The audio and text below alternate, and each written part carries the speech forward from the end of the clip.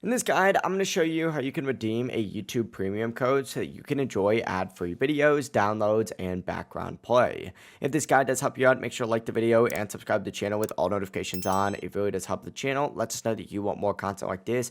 We'd greatly appreciate it. And if at any point throughout this guide you do have any questions, just ask them down in the comment section below and we can help you out further. I'm going to be doing my best to reply to every single comment down there.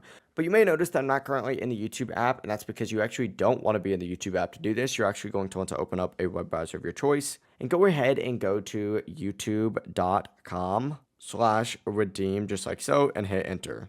It's going to take you to a page that looks exactly like this. Once this page does load, type in that YouTube premium code exactly as shown in the section that says enter code, and then tap next in the bottom right corner. On screen, it's going to give you prompts to add it to your account, and once it is redeemed, you can immediately start enjoying all of the premium features, meaning no ads, offline download, and background play.